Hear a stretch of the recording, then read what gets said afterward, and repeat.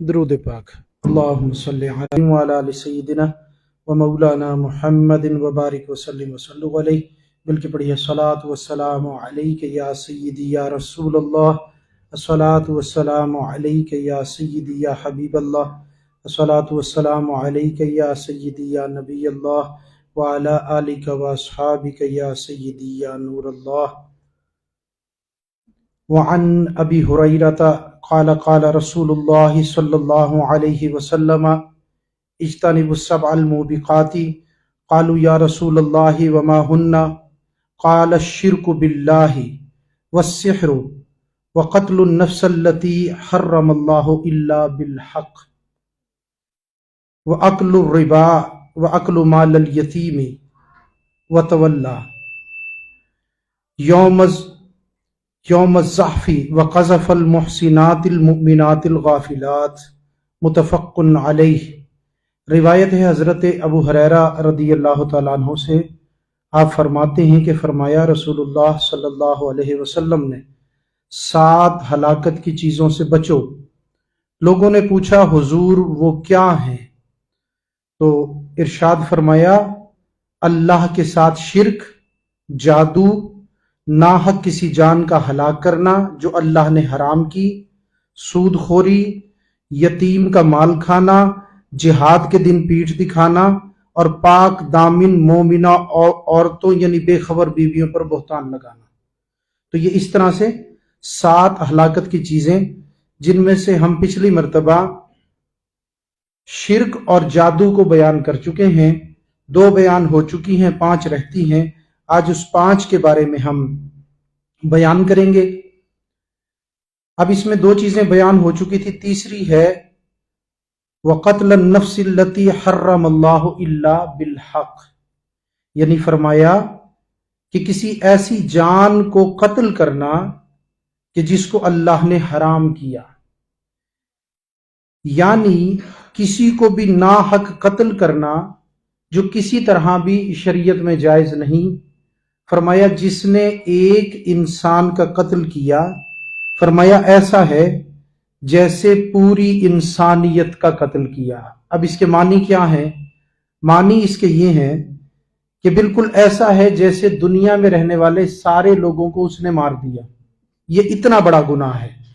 کبائر گناہوں میں سے کبیرہ گناہ قتل کا ہے، اور قتل جو ہے وہ یعنی میں نے آپ کو بتایا تھا کہ جس طرح کافر میدان جنگ میں مقابلے پر آئیں اور جنگ لڑی جا رہی ہو، اور اس میں آپ کفار کو اگر قتل کرتے ہیں جنگ میں، کیونکہ وہ بھی آپ کو مار رہے ہیں، تو چونکہ ایک جنگ کی صورت ہے تو اس لیے یہ گناہ نہیں بلکہ ثواب ہے۔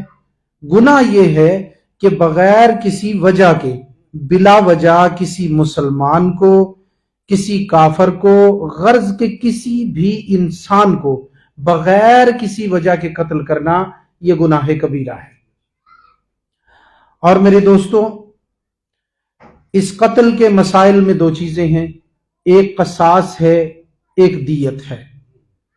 اور اسی طرح سے پھر کیونکہ قتل کے بارے میں ہم پہلے بھی پڑھ چکے ہیں، تو لہٰذا اس کو مختصر کر کے اگلے نقطے پر چلتے ہیں۔ پھر ارشاد فرمایا کہ سود خوری و اکل الربا، یعنی سود کھانا، یہ بھی گناہ کبیرہ ہے۔ آج ہم اس کو تفصیلی طور پر بیان کریں گے، کیونکہ باب الکبائر و علامات النفاق کا باب جب سے ہمارا الفصل الاول شروع ہوئی ہے، سود کا بیان آج پہلی مرتبہ آ رہا ہے، تو اس لیے آج ہم اس کو ذرا تفصیل سے بیان کریں گے۔ سب سے پہلے سود کا گناہ کیا ہے یہ سن لیں۔ یعنی سود کے بارے میں فرمایا گیا اس کا جہنم میں عذاب وہ یہ ہے کہ آقا علیہ الصلوۃ والسلام جب معراج پر تشریف لے گئے، حضرت جبرائیل علیہ السلام ساتھ ہیں، تو آپ صلی اللہ علیہ وسلم نے ملاحظہ فرمایا کہ کچھ لوگ ہیں جن کے پیٹ پتھروں سے بھرے ہوئے ہیں और इंतहाई वजनी हो चुके हैं। और इसी तरह उन लोगों को किस चीज में डाला गया है मेरे दोस्तों? खून का एक दरिया है, उसके अंदर उनको डाला गया है, और उनके पेट जो हैं वो बड़े बड़े हैं और वो पत्थरों से भरे हुए हैं। आका अलैहिस्सलातु वस्सलाम ने फरमाया, ए जिब्रील, ये कौन लोग हैं? तो जिब्रील अलैहिस्सलाम ने आका सल्लल्लाहु अलैहि वसल्लम की खिदमत में अर्ज की, महबूब, ये वो लोग हैं जो दुनिया में सूद खाते थे, तो ये जहन्नुम की सजा। फिर इसका गुनाह जो है वो कितना शदीद और बड़ा है, जरा इस चीज को समझ लें।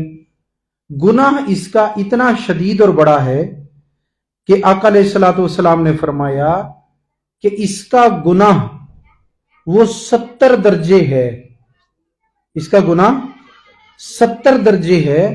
और फरमाया 70 दर्जे में जो सबसे निचला दर्जा गुनाह का सबसे कम दर्जा है, फरमाया वो सूदखोर के लिए ये है, इतना गुनाह है जैसा उसने अपनी वालिदा के साथ जिना किया, नाउजुबिल्लाह मिन ज़ालिक, माज़अल्लाह, जिसने जैसा कि उसने अपनी वालिदा के साथ जिना किया। और ये जो गुनाह है ना सूद का, ये सबसे 70 दर्जों में सबसे हल्के वाला दर्जा है, सबसे बड़ा दर्जा नहीं, सबसे हल्के वाला दर्जा। और बड़े वाला दर्जा तो अल्लाह व रसूल बेहतर जानते हैं कि वो कितना जो है गुनाह होगा। हमें तो सिर्फ आखिरी दर्जे के बारे में मालूम है जिसका गुनाह इतना बड़ा है। एक रिवायत तो ये आई कि 70 दर्जे गुनाह और 70 दर्जे हैं गुनाह के, और दूसरी रिवायत ये है कि फरमाया इसका गुनाह जो है, फरमाया वो 36 मर्तबा बुराई करने से यानी जिना करने से ज्यादा शदीद है इसका गुनाह। अब एक जगह पर फरमाया 36 मर्तबा जिना के बराबर, दूसरी जगह फरमाया 70 गुनाह के इसके दर्जे हैं। तो ये गुनाह का दर्जा है और वो जहन्नुम का अजाब है, वो जहन्नुम का अजाब है। और सबसे बढ़कर क्या है? सबसे बढ़कर यह है कि कुरान पाक में अल्लाह तबारक व तआला ने इरशाद फरमाया कि जिसका मफहूम है कि सूद लेने वाले से अल्लाह तबारक व तआला का ऐलान जंग है, अल्लाह का भी और उसके रसूल का भी। तो जो सूद खाता है वो दरअसल अल्लाह व रसूल से जंग करता है। आप अंदाजा लगा लें कि अगर किसी का कोई दुश्मन ताकतवर हो और वो बहुत कुव्वत रखता हो, बड़ी फौजें रखता हो, और सामने वाला बिल्कुल कुछ ना रखता हो, बेसरो सामानी का आलम हो, तो दुश्मन उसका क्या हाल करेगा? तो सूद खाने वाले को डर जाना चाहिए कि उसके मुकाबले में सुलेमान अलैहिस्सलाम का लश्कर नहीं है, उसके मुकाबले में कोई कवि लश्कर किसी नेक बादशाह या पैगंबर का नहीं, बल्कि खुद अल्लाह अपने लश्करों से उसका मुकाबला करता है। और मुकाबले की तो नौबत ही नहीं आनी, अगर यूं कहूं मुकाबले की तो नौबत ही नहीं आनी, तबाही तो उसके सामने खड़ी है, तबाही तो उसके सामने खड़ी है। अब जिसकी अल्लाह से जंग हो, अंदाजा लगा लें उसके लिए दुनिया में क्या बचा और उसके लिए आखिरत में क्या बचा। दुनिया भी बर्बाद हो गई, आखिरत भी बर्बाद हो गई। तो ये इसके गुनाह के कुछ दर्जे मैंने आपके सामने पेश किए। अब ये समझ लें कि इस गुनाह को बयान करने के बाद अब आपको मैं ये बता दूं कि इसके बुरे असरात क्या होते हैं। सबसे बुरा असर, एक और गुनाह इसका अभी रह गया मेरे से, वो भी आप जो मैं यानी कि अब ये बयान कर रहा हूं ये भी सुन लें। उसके बाद इसका नुकसान जो माशरती है या लोगों का नुकसान होता है या मईशत का नुकसान होता है, वो आपको बाद में बयान करूंगा। अब ये सारे 70 दर्जे, 36 दर्जे, आग का दरिया, पेट में पत्थर और ये सारे अल्लाह रसूल से जंग, ये सारे बयान हो गए। अब ये भी सुन लें कि हदीस पाक में आया कि आका अलैहिस्सलातु वस्सलाम ने इरशाद फरमाया कि सूद लेने वाला, सूद देने वाला, उसकी दस्तावेज लिखने वाला, उस पर गवाही देने वाले, वो सब के सब इस सूद के मामले में बराबर के गुनाहगार हैं। सूद के मामले में सब के सब बराबर के गुनहगार हैं। हदीस ने हमें ये बताया। लेकिन बाज उलमा से मैंने सुना और किताबों में भी एक आध जगह पर पढ़ा कि सूद जो है वो लेना गुनाह कबीरा है। बल्कि ये भी मेरी नजर पड़ी है, मुफ्ती अहमद यार नईमी रहमतुल्लाह अलैह ने भी लिखा है कि सूद लेना गुनाह कबीरा है, ना के देना। अब ये जिस मसाइल के तहत होगा उलमा बेहतर जानते होंगे, लेकिन हदीस में यही आया कि सब के सब बराबर के गुनहगार हैं। ये हो सकता है कि जो इन्होंने सूद देने वाले को गुनहगार यहां पे नहीं लिखा, तो उसकी वजह ये हो सकती है कि बाज लोग इंतहाई मजबूरी और कसम पुरसी में सूद उठा लेते हैं, तो गालिबन उनका जिक्र किया। लेकिन ये सुन लें कि अगर कसम पुरसी में भी सूद पर पैसे ले लेंगे, सूद पर पैसे उठा लेंगे, तो वो आपकी मजबूरी को खत्म नहीं करेगा, वो आपकी तबाही को रोकेगा नहीं, बल्कि आप जल्दी तबाह और बर्बाद होंगे उसकी वजह से जल्दी तबाह और बर्बाद होंगे। जब आपके पास 1000 रुपया नहीं है, तो महीने बाद आप 1200 रुपए या 1500 रुपए या 1100 रुपए कैसे देंगे? बात यह ना। और अगर आप कहें भाई कोई इतने रोजगार लग जाएगा या इन पैसों से कुछ कमा लूंगा, तो ये याद रखिए, ये तजर्बा शुदा बात है और कई लोगों ने मुझे आकर बताई, और मेरा इस पर यकीन तो बचपन से ही था, लेकिन इसकी मुझे लोगों की गवाहियां भी मिली। यकीन मुझे था इसका, लेकिन लोगों की गवाहियां भी मिली। लोगों ने बताया कि हजरत जब हमने माजल्ला सूद पर पैसे ले लिए मजबूरी के तहत, कसम पुरसी के आलम में, भूख के आलम में, तो हम उन पैसों को ना उतार सके, उससे भी ज्यादा मजबूर हो गए। मैं ये कहता हूं कि मजबूरी में सूद ना लें, मजबूरी में सूद ना लें, यानी सूद पर पैसे उधार ना लें। अल्लाह तबारक व तआला से तवक्कल रखें और 2 रकात नमाज नफले हाजत पढ़ें और तौहीद के अकायद पर मुकम्मल यकीन रखें और हुजूर अलैहिस्सलातु वस्सलाम की अल्लाह की बारगाह में रसाई और आपकी सिफारिश और आपको साहिब शफात जानकर सूद न लें, बल्कि अल्लाह तबारक व तआला की बारगाह से मदद तलब करें।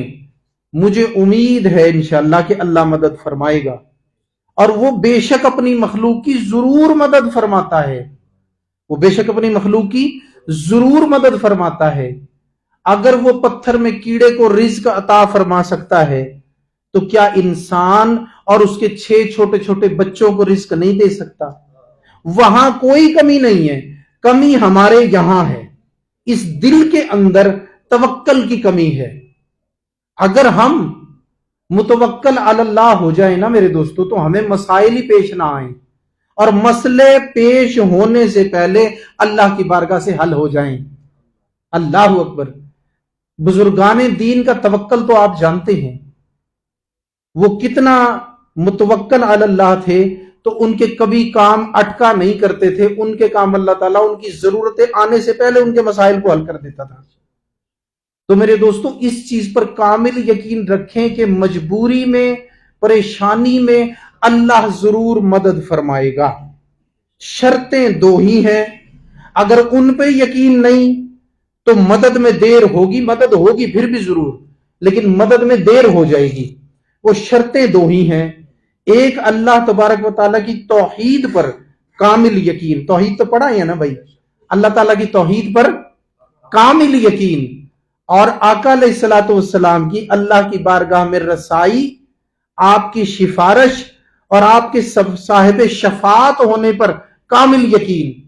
अगर ये हासिल है तो मेरे दोस्तों बंदा मजबूर नहीं होगा, बंदा मजबूर नहीं हो सकता। और अल्लाह तबारक व तआला ने वैसे ही कुरान पाक में इरशाद फरमा दिया है कि जब भी कोई मजबूरी हो, परेशानी हो, कोई मुसीबत पहुंचे, कोई ऐसी नागहानी बला टूटे, अब फाका भी तो नागहानी बला ही है ना, एक मुसीबत है, तो मुसीबतों में, फाकों में, तंगदस्तियों में, किसी की मेरे दोस्तों किसी भी नुकसान के मौके पर, वो फलों का हो, वो खेती का हो, किसी भी किस्म का नुकसान हो, माल का हो बल्कि हत्ता के जान का भी नुकसान। फरमाया गया इस्ताईनु बिस्सब्री वस्सलाह, लिखा हुआ तो है ना वस्ताईनु बिस्सब्री, लेकिन जब हम इसको दलील के तौर पे पेश करेंगे तो वाह को नहीं पढ़ेंगे, हम ये पढ़ेंगे इस्ताईनु बिस्सब्री वस्सलाह। क्या कि तुम इस्तिआनत यानी मदद तलब करो मुझसे, किसके जरिए से? सब्र के जरिए से और नमाज के जरिए से। तो अगर सब्र, नमाज, तवक्कल, तौहीद और आदाब शफाअत,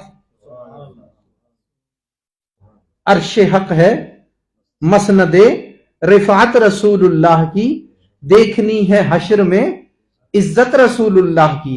आला हजरत ने तो फरमाया ना हश्र में देखनी है, मैं कहता हूं यहां भी देखो, कहीं कभी अपने महबूब की तरफ मुतवज्जो होके तो देखो। कहते हैं भाई ये जो बुजुर्ग वली होते हैं ना, ये कुछ ऐसी बातों की तरफ दावत देते हैं लोगों को जिसकी ना तो वजह मालूम होती है, ना उसका कोई सबब नजर आता है, ना वो बातें कहीं साबित हो रही होती हैं।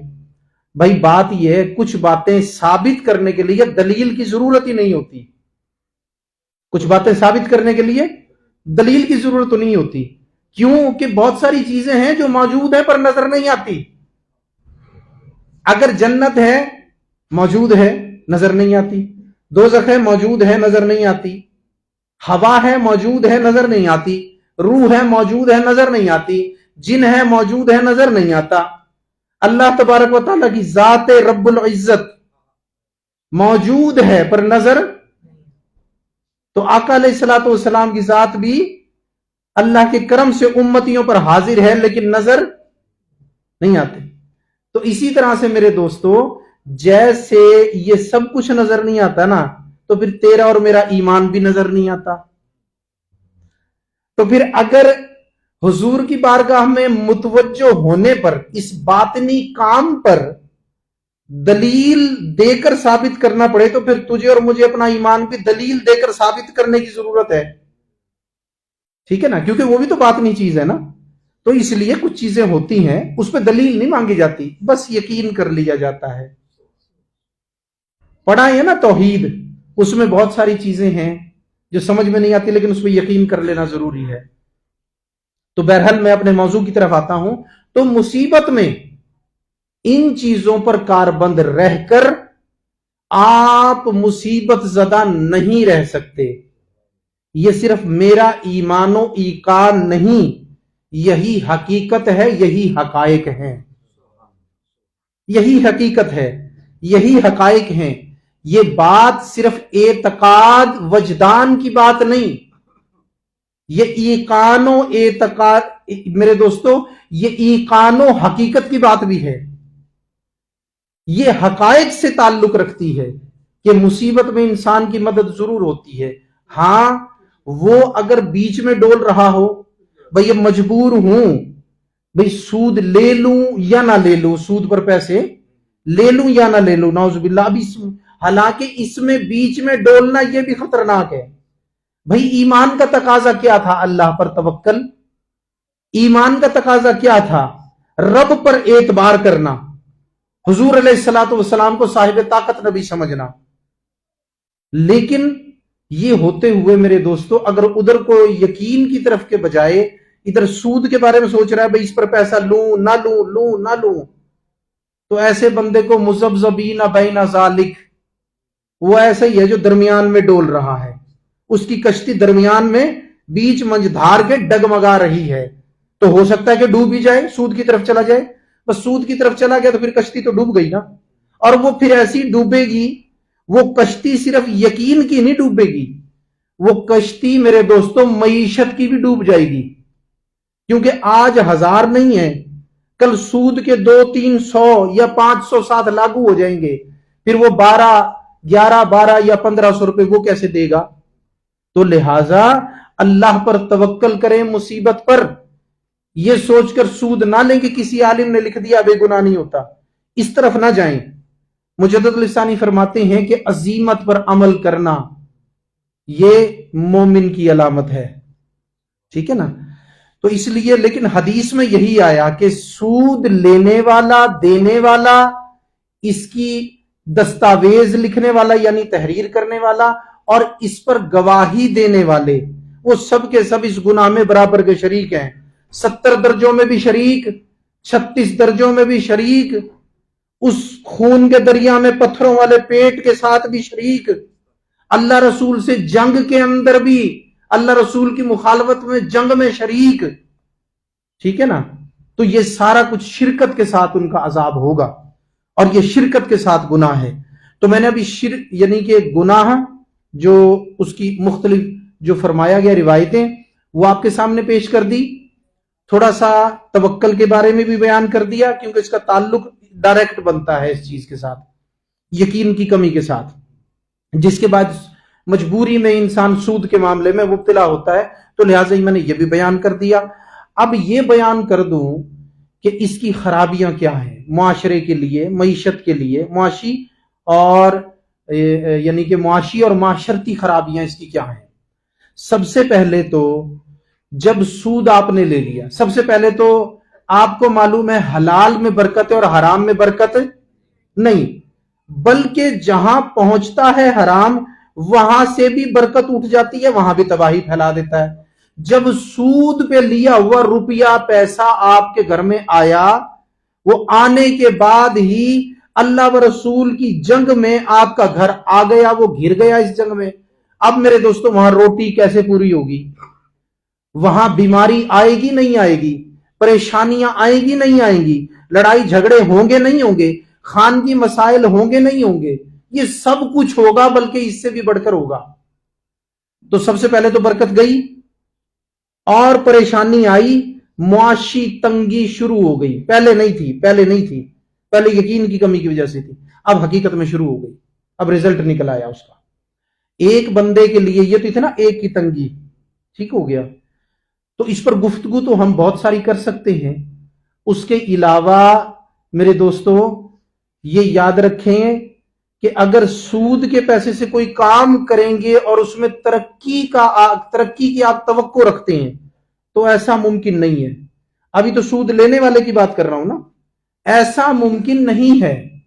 اسی طرح جو سود پر دینے والا وہ پیسہ سود پر دیتا ہے، اب وہ یہ سمجھ رہا ہے مہینے بعد میرے پیسے بڑھیں گے، لیکن میرے دوستو اس کی بات غلط ہے، اس کے اعداد و شمار غلط ہیں، اس کے ہندسوں کی جمع ضرب تقسیم غلط ہے۔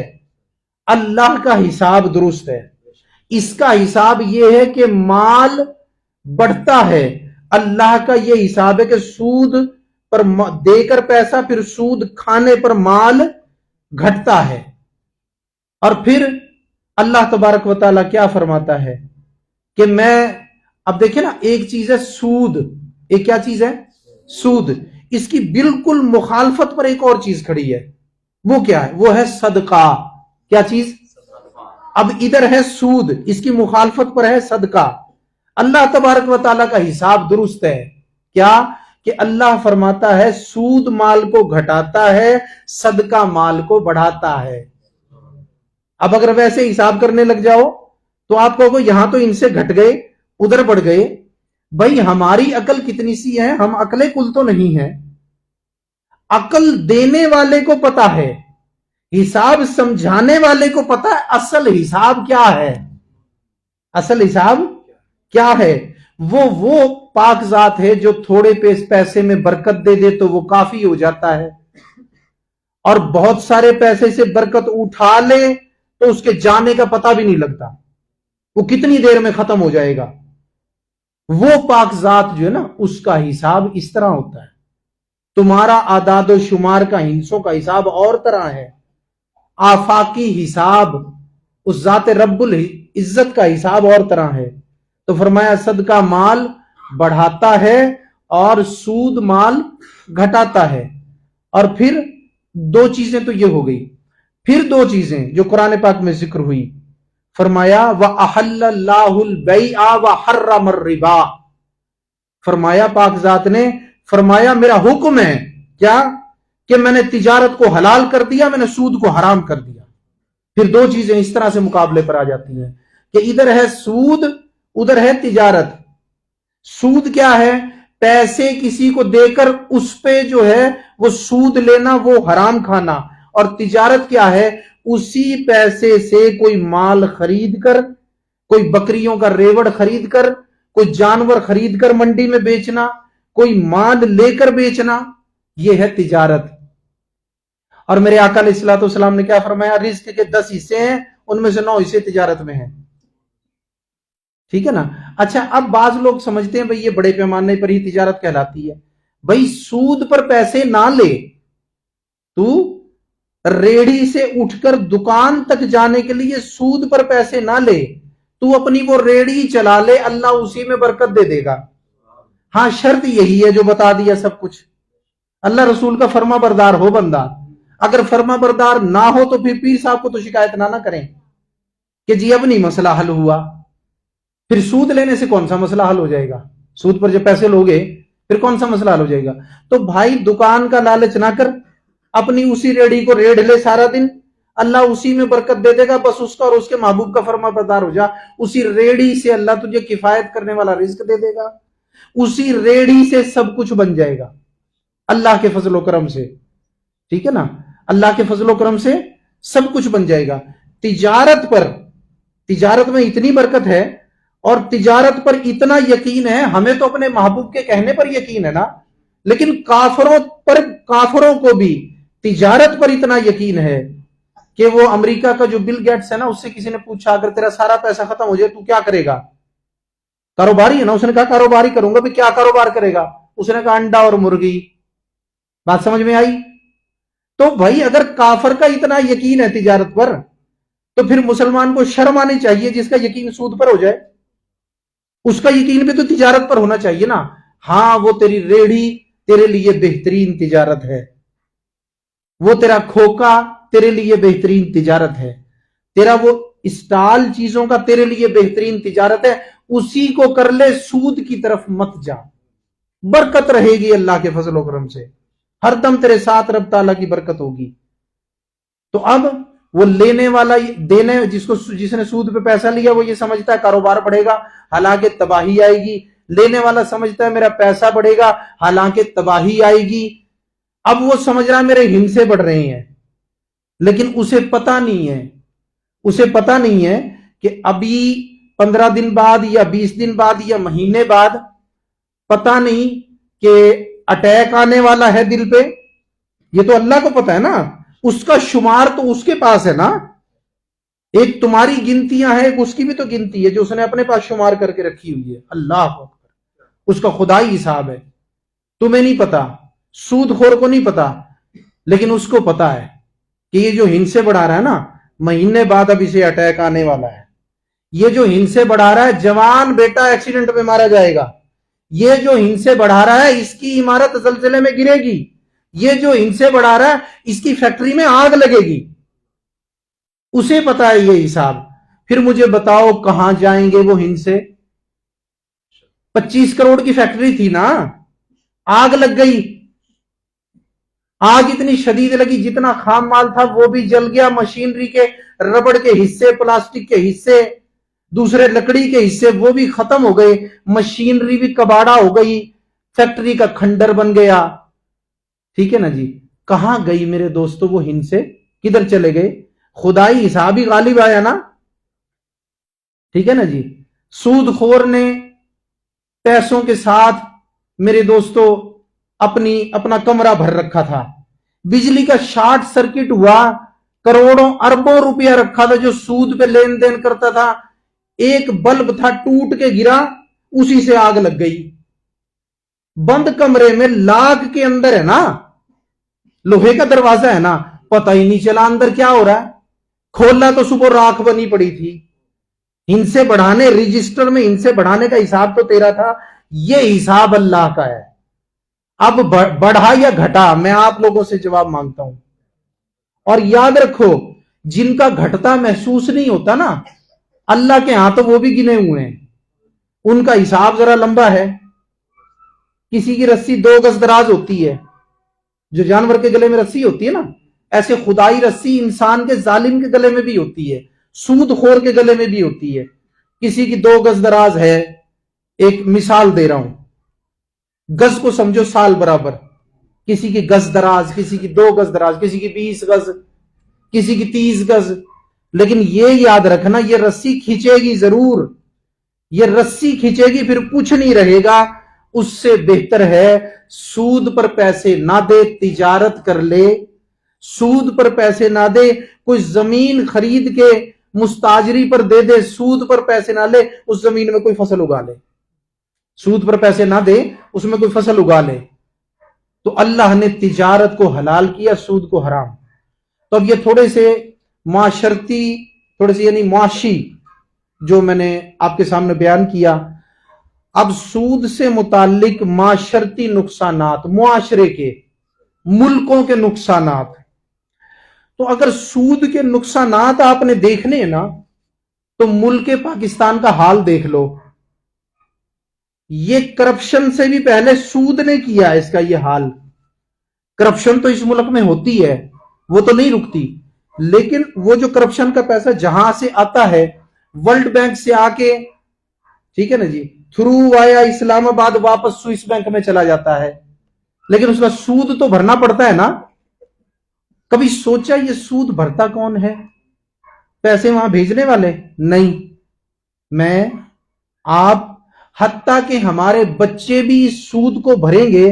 तो हर बंदा अपनी हालत देख ले कि महीना होने पर जब बिजली का बिल आता है तो हालत कैसी होती है, और अब ये जो काम शुरू हुआ गैस का बिल आता है तो कैसी हालत होती है, ठीक है ना जी। फिर महीने के अंदर वो जो फोन में बैलेंस डलवाना पड़ता है, फिर क्या हालत होती है। बाजार से ग्रोसरी का सौदा खरीदने जाते हो जब क्या हालत होती है, बाजार से जनाब सब्जी लेने जाते हो तब क्या हालत होती है, गर्ज के कपड़ा लेने, जुमला किस्म के इखराजात जो आपकी जेब से निकलते हैं, साथ ही सूद भी अदा होता है, साथ ही सूद भी अदा होता है। तो आप अपना और हम सबका हाल देख लो, क्या हम सुख में हैं? क्या हम सुकून में आ गए? ये तो जब है जब हमने पैसे नहीं लिए। अगर हमने लिए होते फिर क्या हाल होता? अभी तो हमने नहीं लिए, तो अल्लाह की तरफ से नहूसत नाजिल हो रही है, अल्लाह की तरफ से सारी कौम पकड़ में आई हुई है। अगर लिए होते फिर क्या बनता? ठीक है ना। तो ये जो हमारा हाल कर दिया है ना, करप्शन के साथ साथ दूसरी अहम चीज जो है ना, बल्कि करप्शन से भी पहले, वो सूद है जिसने हमारे मुल्क का ये हाल कर दिया है। ठीक है ना जी। जूं जूं आपका, अब इस बात को समझ लो, ठीक है ना, माशरती बता रहा था ना, अब ये माशरे की बात बताई, इसी में मईशत की भी एक और बात सुन लो। पाकिस्तान की मईशत दिन ब दिन जवाल पजीर, ठीक है ना, करेंसी डी वैल्यू, करेंसी का जो आलमी रेट है वो गिर रहा है रुपए का, मालूम है ना आपको। तो इसका जो सबसे बड़ा सबब है वो क्या है? इसका सबसे बड़ा सबब सूद है, जो साबिका कर्जों पर हर 3 माह बाद किस्त बनती हो या महीने बाद बनती हो, जो भी हिसाब हो, मुख्तलिफ टर्म के कर्जे उठाए तो सूद भी मुख्तलिफ टर्म में अदा होता, महीने की टर्म पे, छमाही टर्म पे, 6 माही यानी 6 माही टर्म पे, सालाना यानी कि जो है जो उसमें। तो अब ये जो है ना सारा, ये सारा 2 तरह से नुकसान करता है। सबसे पहले तो अल्लाह रसूल की नाफरमानी, वो तो है ही ना, उसका तो सारा हुक्म आपको बता दिया, वो नहुसने भी बता दी। अब तो बता रहा हूं ना आपको मईशत के मामले में। तो डबल नुकसान कैसे हुआ? आपने सूद देना है, वो जाएगा डॉलर्स की शक्ल में।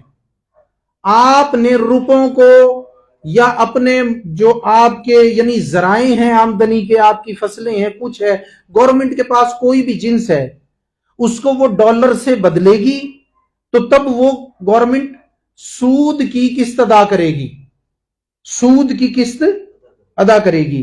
अभी याद रखना, कई कर्ज ऐसे हैं साथ कर्ज भी जाता है साथ सूद भी जाता है, कई कर्ज ऐसे हैं जो कर्ज जा ही नहीं रहा, सिर्फ सूद जा रहा है। ठीक है ना। तो ये तो बता दिया ना अल्लाह रसूल से जंग की सूरत में, तो फिर वो अल्लाह रसूल से जंग की सूरत तो यहां भी पैदा हो गई ना। बस अल्लाह ताला बचाए हमें, तो हम तो नहीं चाहते ना ऐसा। कौन चाहता है अल्लाह रसूल से जंग करना? हम तो हर दम उससे माफी मांगते हैं, अल्लाह तू कोई ऐसा रास्ता निकाल, हम इस दलदल से निकल आए। तो अब मेरे दोस्तों जब इकट्ठे करके पैसे डॉलर्स की शक्ल में तब्दील किए, अपनी किस्त भरी, तो पैसा क्या हो गया? कम। ठीक है ना? वो जो सर्कल में जैसे चलना चाहिए, जरे मुबादला के जखायर हो गए कम। जब वो कम हो गए तो इफराते जर बढ़ा, आपकी करेंसी डी वैल्यू हो गई, उसकी सतह जो है वो रेट की आलमी सतह पे कम आ गई। कम होने की वजह से अब अगली किस्त जो जाएगी सूद की, फीसदी लिहाज से वो भी बढ़ गई, और बैठे बिठाए आपके कर्जे भी कई मिलियंस ऑफ डॉलर में बढ़ गए। बात समझ में आई? भाई आपका रुपया एक बात है, ठीक है ना, आपका रुपया, अब मुझे नहीं मालूम इस वक्त डॉलर का रेट क्या है, क्योंकि ये मैं बातें बता देना जरूरी समझता हूं। मैं सूद को गुनाह की हालत से लेकर मुआशी और माशरती और पाकिस्तान की हालत तक सब इसी में बताना चाहता हूं। मुझे नहीं पता, मैं एक मिसाल दे देता हूं आपको। भाई 290 रुपए का डॉलर है, ठीक है। अच्छा, अब तो 200 यानी कि 290 का है। एक वक्त वो भी था ना 160 का था कर्ज, तो जब भी था एक वक्त वो भी था तो सिर्फ 60 का था, वो भी वक्त था ना। तो जो कर्ज आपने जब ये 60 रुपए का था जब लिए थे, अब यूं समझ लें आपकी समझ के मुताबिक, जरा पढ़े लिखे लोग बैठे हो ना, ज्यादा मईशत को समझने वो भी है माशाल्लाह, यहां पे कई लोग बैठे हैं, लेकिन आप लोग जो ज्यादातर तबका, आपको समझाने के लिए कि वो जो 60 रुपए का था आपने लिया था, जब वो 60 रुपए का था, अब जब वापस करना है तो 290 रुपए का है, ठीक है ना। तो 60 में से 290 निकालें, 230 बच गए। अब 60 रुपए के ऊपर 230 तो आपको अलग से अदा करने पड़े, रकम पे रकम, और सूद अलग से उसका बढ़ गया। सूद भी तो फिर डॉलरों में है ना, वो भी तो फिर बढ़ेगा। अब ये जब दूसरी किस्त दे देंगे ना इस तरह करके, आपका भट्टा बैठ जाएगा, और ये भट्टा बैठते बैठते ये सूरत हाल आ गई। और ये मेरे दोस्तों सूद की वजह से ऐसा हुआ, सूद की वजह से।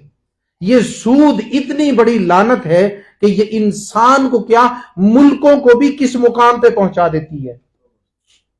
एक वक्त था जब पाकिस्तान ने जर्मनी को कर्ज दिया था, जर्मनी का तरक्की, उसका तनज़्ज़ुली का वक्त था, जर्मनी की गुर्बत का वक्त था। आपके मुल्क पाकिस्तान ने जर्मनी को कर्जा दिया था, और आज वो वक्त है कि उसकी मईशत पूरे वर्ल्ड के अंदर थर्ड पोजीशन पे है। तीसरी बड़ी मईशत है जर्मनी की इस वक्त दुनिया की। दुनिया जहान की चीजें बनाकर पूरी दुनिया के अंदर तिजारत करता है। वो तिजारत से कहां पहुंचा और हम सूद देने से कहां आ गए। और यहां एक किरदार आपको और बता दूं, ये जो सूद का कारोबार है पूरी दुनिया में, ये यहूदियों का है। किसका? यहूदियों का। दूध पाक, सूद का पूरा कारोबार ये यहूदियों का है। कसरत के साथ सूद लेने वाले यहूदी हैं, क्योंकि अल्लाह तबारक व तआला ने इनका कुरान में भी जिक्र किया कि ये सूद लेने वाली कौम है, यहूदियों का है। और 15 लाख यहूदी पूरी दुनिया पे काबिज हैं। अब वो जो सूद मेरे दोस्तों लेने वाले हैं ना, वो अपने पैसे को फलस्तीन के अंदर मुसलमानों को शहीद करने के लिए इस्तेमाल करते हैं। इसको पता क्या कहा जाता है तुम्हारी सादा जुबान के अंदर? भाई जूती भी तुम्हारी है और सर भी तुम्हारा है। सादा जुबान में यूं कहते हैं इसको, पैसा भी मुसलमान का है, गोलियां भी मुसलमान खा रहा है। पैसा भी मुसलमान का है, बमों से चीथड़े भी मुसलमानों के बच्चों के उड़ रहे हैं। आगे हो जाएं, जरा जगह कम हो पड़ गई है, जरा आगे हो जाएं ताकि आने वाले आसानी से बैठ जाएं। तो क्या कहा मैंने? पैसा भी मुसलमान का है। वो तो बात अलग है ना कि कोक के जरिए, पेप्सी के जरिए, दूसरी मसनूआत के जरिए, वो तो एक अलग टॉपिक है, वो भी है। लेकिन ये भी है कि सूद की वजह से, किसकी वजह से? सूद की वजह से जो पैसा तुमसे जा रहा है वो वापस तुम्हारे भाइयों को बमों की सूरत में मिल रहा है, इमारतों की तबाही की सूरत में मिल रहा है, गजा में टैंकों की चढ़ाई की सूरत में मिल रहा है, बच्चे शहीद होने की सूरत में मिल रहा है, जिस्मों के चीथड़े उड़ने की सूरत में मिल रहा है। اب آپ یہاں سے اندازہ کر لیں کہ سود سے مسلمان قوم کا کتنا بڑا نقصان ہو رہا ہے، اندازہ کر لیں. یہ سب سود کی کارستانیاں ہیں. اب آپ کو ایک نسخہ کیمیا بھی دے جاؤں. نسخہ کیمیا یہ پتہ کس کو کہتے ہیں؟ سونا بنانے کا نسخہ. ٹھیک ہے نا؟ پوری دنیا میں مسلمان کی قدر سونے جیسی ہو جائے، وہ نسخہ، وہ فارمولا کہ مسلمان کی قدر سونے جیسی ہو جائے. اپنے موضوع سے باہر نہیں نکلا، اسی پہ بول رہا ہوں، سود پہ. وہ کیا ہے کہ مسلمان کی قیمت سونے کی طرح ہو جائے؟ وہ چیز یہ ہے میرے دوستو کہ سود کا جو سرکل ہے نا، سود کا سرکل، یہ یہودی معیشت کے جسم میں دوڑتا ہوا خون ہے. یہ یہودی معیشت کے جسم میں دوڑتا ہوا خون ہے. کیا چیز؟ سود. اگر میرے دوستو کسی جسم میں خون نہ رہے تو وہ زندہ رہے گا؟ بولیں نہیں رہے گا نا. جب جسم میں خون دوڑنا ہی بند ہو جائے تو نہیں رہے گا.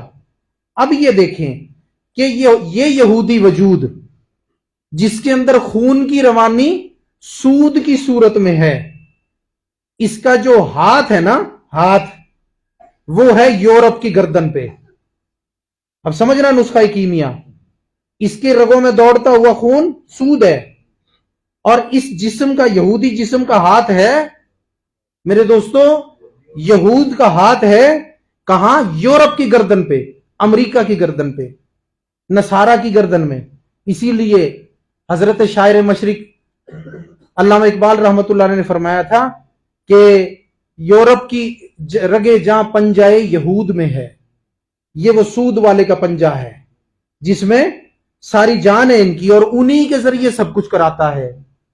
تو یاد رکھو، اگر کوئی معاشی حل ایسا نکالنے میں کامیاب ہو جاتے ہو نا کہ سود ختم ہو جائے پاکستان سے، دوسرے مسلمان ملک ایسا سسٹم بنائیں کہ انہیں سود نہ دینا پڑے، تو یاد رکھنا خون خشک ہو جائے گا یہودی کا. اس کے جسم میں خون خشک ہو جائے گا، اور جب خون خشک ہو جائے تو جسم زندہ رہتا، اور جب جسم زندہ نہیں رہتا تو پنجے کی گرفت بھی رہتی، اور جب پنجے کی گرفت نہیں رہتی تو آگے کارکردگی بھی رہتی. یہ ہے وہ نسخہ کیمیا. یہ جتنا مرکز ہے نا قبلہ اول کی آزادی میں بھی سود کو ختم کرنے میں ایک کردار ہے. سود دینے میں قبلہ اول کے قبضے کے اندر سود کا کردار ہے. سود ختم کر دیا تو آزادی میں ایک حصہ ڈال دیا ہم نے. تو میرے دوستو، صاحب مقتدر لوگوں کو اس نسخہ کیمیا پر سوچنا چاہیے کہ یہ سونا بنانے کا نسخہ جو ہے اس پر کس طرح سے عمل کرنا ہے کہ ہم اپنا جو ہے معیشت کو سود سے پاک کر لیں. اور یہ تو تھا نا ایکسٹرنل سسٹم، باہر کا سسٹم سود کا. اب اگر ملک کے اندر آ جائیں تو یہاں بھی اسلامک بینک کاری بھی ہے. یہ نہیں ہے، اس کو الزام آپ نہ دیں. جو لوگ یہ کہتے ہیں کہ اسلامک بینک کاری وہ سود ہے، وہ سود نہیں ہے، وہ مداربے پہ کاروبار کرتے ہیں، جس کو اردو میں مزاربہ کہتے ہیں، شراکت کی کاروباری، وہ سود نہیں ہے. لیکن اکثریت جتنی بھی ہماری بینکوں کی ہے، یا اکثریت جتنی بھی ہماری بینکوں کی ہے، وہ سب کی سب کیا کر رہی ہے؟ Percentage, interest. کیا چیز؟ انٹرسٹ. یہ پتہ حدیث پوری ہو رہی ہے. آقا علیہ الصلوۃ والسلام کی ذات مقدسہ نے فرمایا تھا کہ قرب قیامت میں سود کو خوبصورت نام دیے جائیں گے. حدیث کا مفہوم ہے کیا کیا جائے گا؟ سود کو خوبصورت نام دیے جائیں گے. کیونکہ سود نام جو اللہ رسول نے دیا نا، ان کو لگا قبیح، اس کا نام رکھ دیا انٹرسٹ، اس کا نام رکھ دیا سالانہ پروفٹ. اب یہ پروفٹ یا یہ سود یا یہ کیا چیز؟ پروفٹ یا انٹرسٹ یا پرسنٹیج. ٹھیک ہے نا؟ یہ تینوں قسمیں سود ہیں. ہاں، کاروباری شراکت جس کو مداربہ کہتے ہیں یا اردو میں مزاربہ کہتے ہیں، جو نفع اور نقصان کی بنیاد پر ہوتی ہے، کہ کوئی بینک اس بنیاد پر اپنا کاروبار کرتا ہے کہ وہ نفع اور نقصان کی بنیاد پر ہو، وہ شریعت میں بالکل جائز ہے. اس پر جو ہے وہ مطلب کہ دونوں طبقے جو اہل سنت کے ہیں ان کے علماء کے فتاوے موجود ہیں. لیکن اس کے علاوہ جو اکثریت بینکوں کی ہے، جو انٹرسٹ یا پرسنٹیج یا میرے دوستو جو ہے وہ اس کا کام کر رہی ہے، پروفٹ کا کام کر رہی ہے، تو یہ سب کا سب کیا ہے؟ Fix profit, fix percentage, fix. یہاں یہ یاد رکھیں جو فکس ہوتا ہے نا وہ سود ہوتا ہے. تو اندر کا جو بینکاری کا سسٹم ہے وہ بھی سود پر مشتمل ہے. اب جو اعداد و شمار کے جادوگر ہیں نا، ہندسوں کے ماہر معاشیات جن کو آپ کہتے ہیں پاکستان کے، ان میں سے اکثریت پتہ کیا کہتی ہے؟ کہتے ہیں جی کہ اگر سود کو ختم کریں تو کیا کریں، اس کا کوئی متبادل. میں نے کہا بھائی یہ سود جو ہے نا یہ اللہ رسول سے جنگ ہے، اس کو چھوڑو، مزاربت پہ آؤ، مزاربہ اپناؤ. یہ بہترین اسلام کا معاشی نظام میں سے ایک بہترین چیز ہے مزاربہ. یہ اپناؤ، لوگوں کے ساتھ کاروبار کرنا ہے شراکت پہ کرو.